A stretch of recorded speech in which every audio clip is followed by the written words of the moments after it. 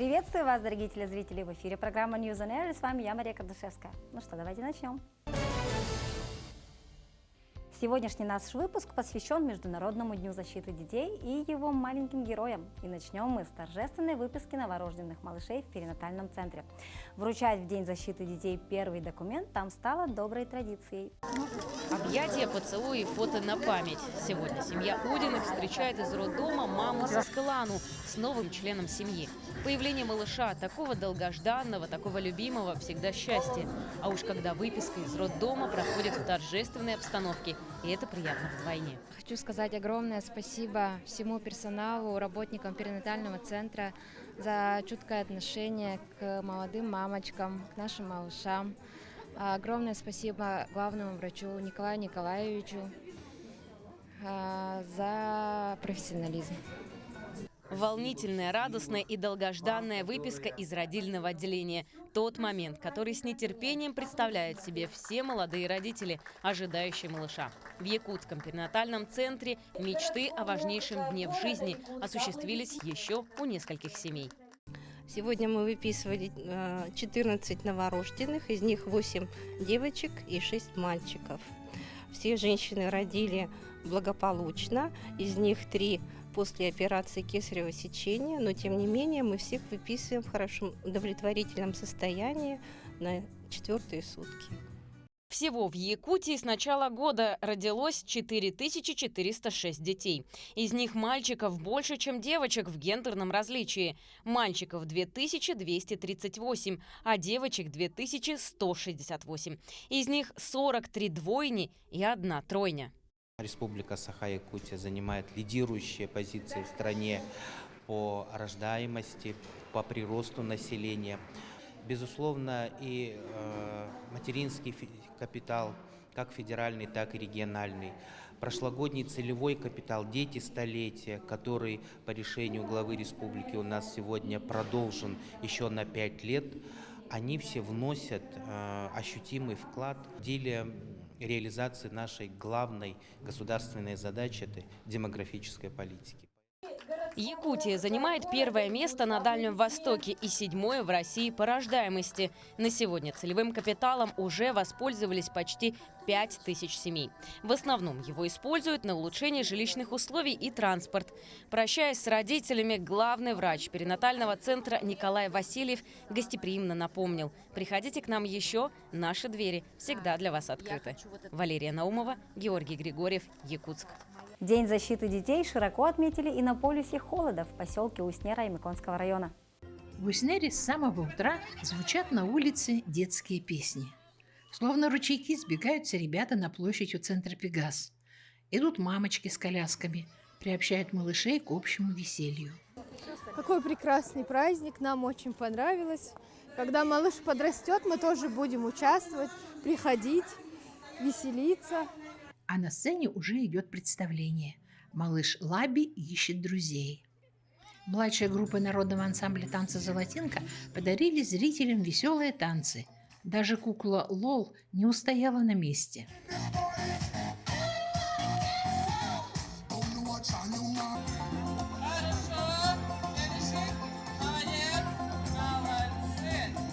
Это Кристина, Даниил, привет, скажи, Даня, и Кирилл. Это мои дети. Праздник очень хороший, солнышко у нас сегодня. Всех детей с праздником поздравляем. Вот, здоровья, счастья, спасибо за праздник. Мы заняли 1-е место. Мы готовились, правда, недолго, 2 дня готовились. Быстро-быстро собрались. Сегодня весь день звонкий и праздничный. Впереди еще квест-игра, бесплатные мультфильмы и, самое главное, солнечная погода. Здравствуй, лето!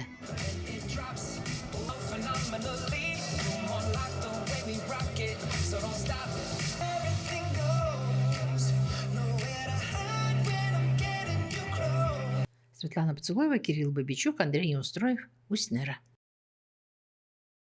В Амге тоже прошли развлекательные мероприятия и интересные конкурсы, такие как «Юный техник», «Мой двухколесный друг», танцевальный конкурс «Кей-поп», Также в этот день в Центре развития ребенка «Радуга» совместно с Домом народного творчества в рамках проекта «Потомки амгинских пашенных» открыли для своих воспитанников автодром Амгас-Слобода.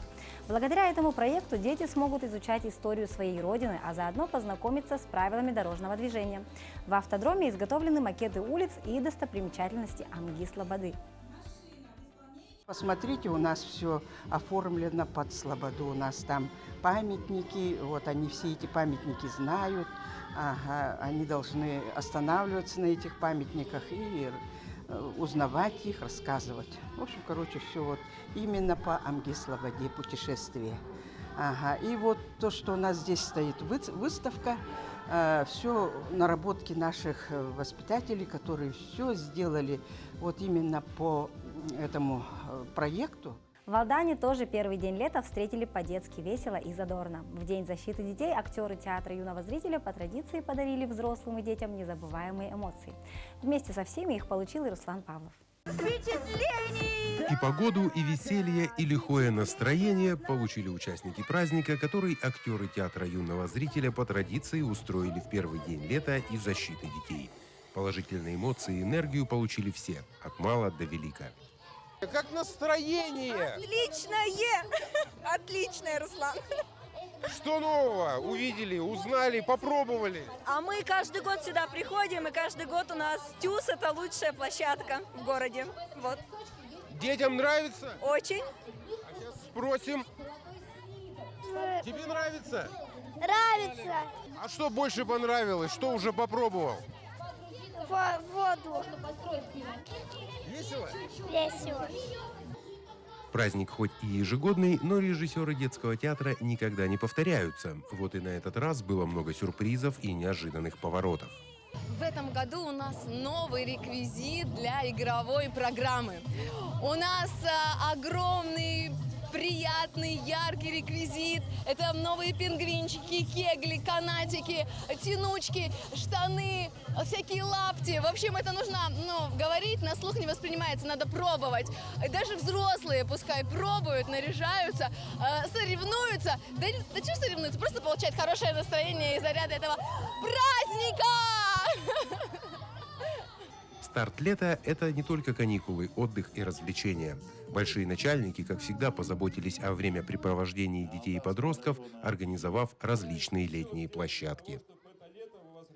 В этом году впервые мы организовали трудовые лагеря при площадках, при школах. 21 площадка будет работать по спортивному, оздоровительному, образовательному направлению. И одна площадка будет трудовой лагерь. Мы планируем, что дети у нас будут получать зарплату около 20 тысяч рублей в месяц. Будут работать всего лишь 2 часа 25 минут. 70 детей в этом будет задействовано в июне и в июле. И труд наших детей будет направлен на благоустройство города. Каким будет лето для детей, теплым и солнечным или хмурым и дождливым, неважно.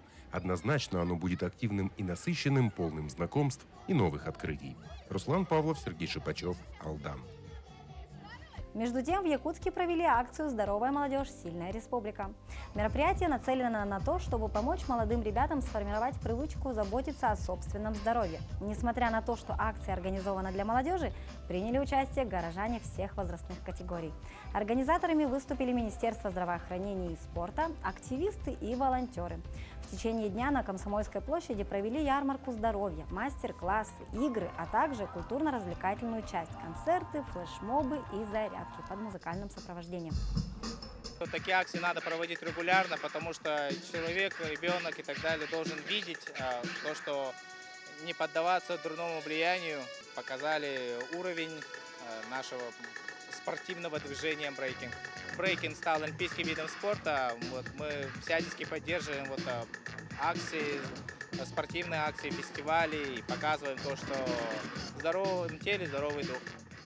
А в Мирнинском парке «Живые алмазы Якутии» выпустили на волю одинокого лебедя-кликуна. У этого белого красавца прошел радостный день, ведь спустя несколько месяцев зимы он наконец-то отправился на просторы дикой природы. Ранее лебедь-кликун отбился от стаи в черте Ленска и не мог лететь дальше.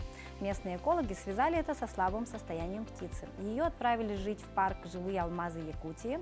Сотрудники приютили и выходили лебедя. Теперь они надеются на то, что пернатый найдет себе пару и отправится на юг. Сотрудники парка проследят, не вернется ли птица обратно, и на всякий случай раскидают корм по берегу. Красноголовый нырок, краснокнижник и хохлатая чернь. Они к нам попали осенью, где-то к концу, в начале октября уже ледостав начинался. И вот эти два нырка отсюда с Реляха поймали, не могли улететь и привезли к нам, они хорошо прозимовали. И напоследок замечательная новость. Северо-Восточный федеральный университет готовит энциклопедию Олонхо. В этом году планируется выпустить первый том, а до 2027 года подготовят к изданию уже 5 томов. В первый том будет включена вся информация об олонхосутах, их даты рождения, потомственные роды, разнообразие и тембр голоса. По словам сотрудников института, подготовка энциклопедии Олонхо – это весьма кропотливая и масштабная работа. И началась она еще в 2014 году благодаря федеральному гранту. Отметим, что это издание станет первым опытом систематизации народного эпоса в мировой эпосоведческой науке. Ведется работа по уточнению сведений у родственников. Нам, например, известно, когда олонхосут родился, а когда его не стало, точных дат нет. Уточняем, многие олонхосуты имеют свои прозвища.